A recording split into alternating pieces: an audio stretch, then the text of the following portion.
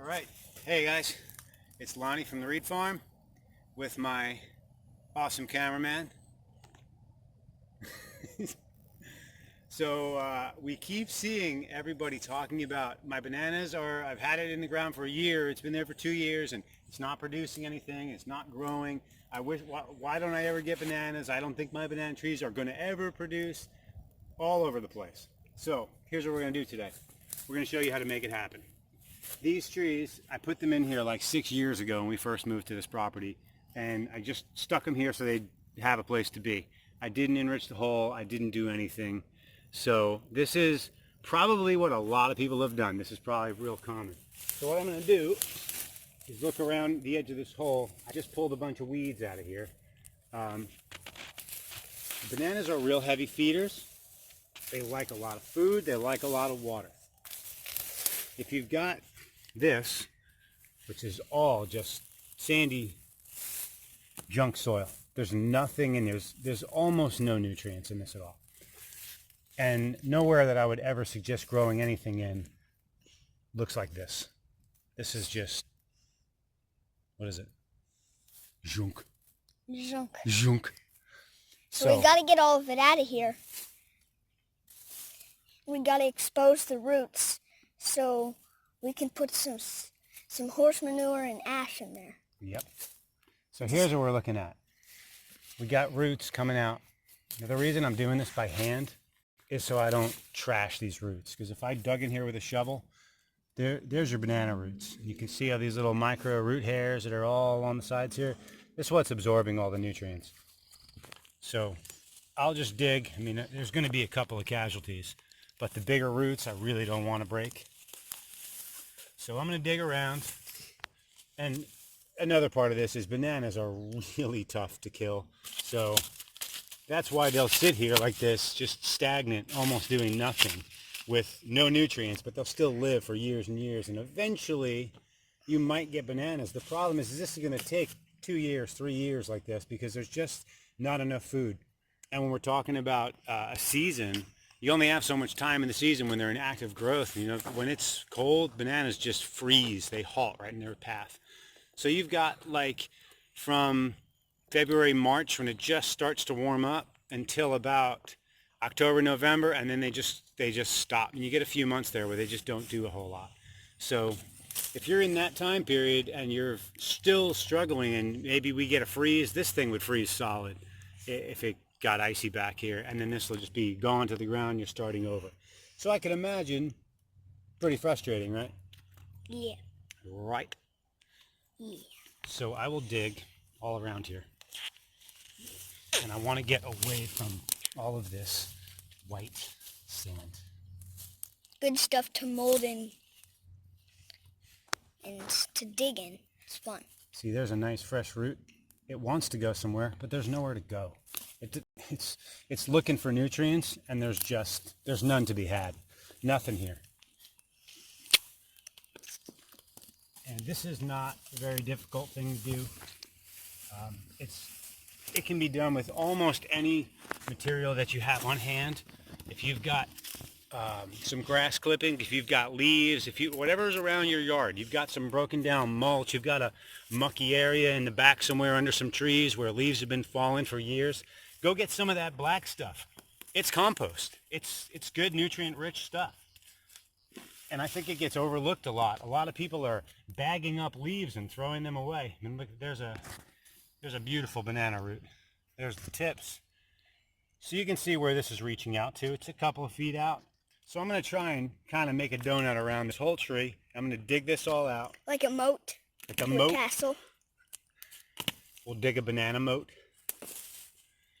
Yeah, and we'll put the horse manure and ash in there. Yeah, why don't you show them what we're gonna do and tell them about it.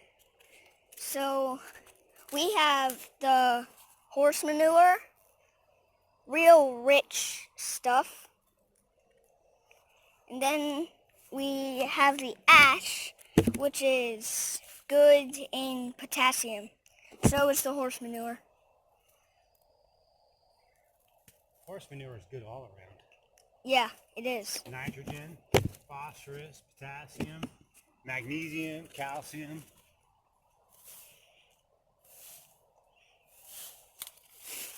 So that's the stuff we're going to be putting in the banana moat. The banana moat. Maybe that's what we should name the video. How to fix your bananas with a moat.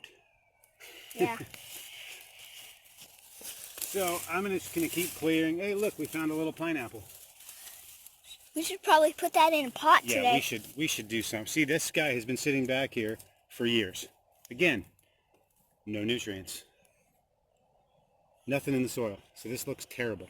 But like bananas, it's so hard to kill a pineapple. So let's pot this guy up.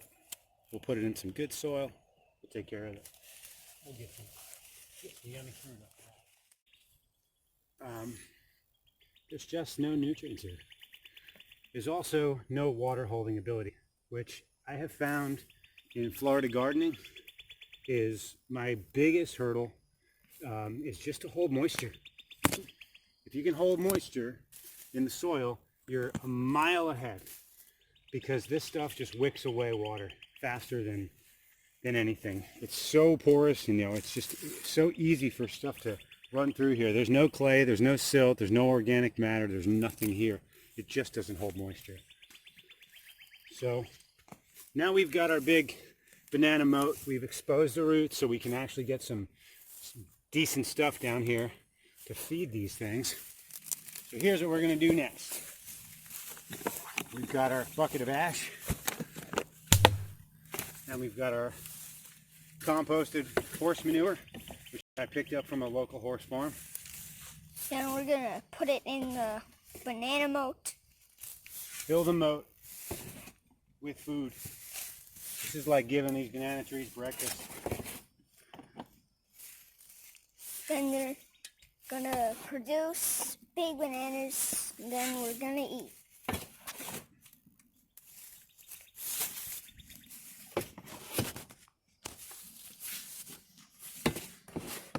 So this stuff will hold a lot of moisture. It'll hold, obviously feed a lot of nutrients to these bananas.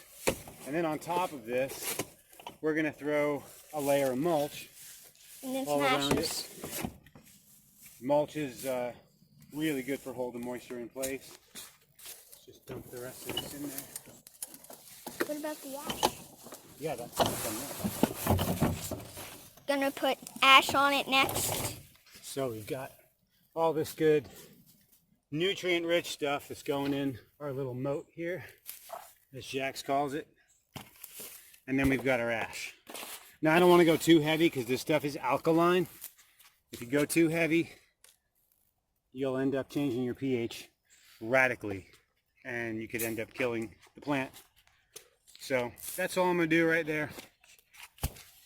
Throw some ash on it. Then we're gonna go get some mulch. Yep, and I'm going to put a little bit of this sand back in here and let it just kind of sieve its way in. Because sand is good sometimes. A little bit. It does help with drainage, and there's a little bit of something here. But for the most part, I want that real nutrient dense. So now I'm going to go get a wheelbarrow full of mulch, and we'll come back and show the finished product. That's all I'm going to do. I'm just going to pile mulch on top of it. All right? Okay. See you in a minute. All right, so I've got my load of mulch in my wheelbarrow. We'll run it in here. Dump it in. And then we're gonna spread it to finish our banana moat. Banana moat. We got a lot of mulch to hold a lot of moisture for the bananas. So mulch is basically like a cup for us. That's a good description. It is. Moisture holder. So give those bananas a drink. So these banana trees are about 5 or 6 feet tall right now. I would say a couple months from now, these should jump right up. I mean, this should not take very long. Take a couple weeks and I should start seeing some leaf production pretty quickly. Like, these have been this size for quite a while.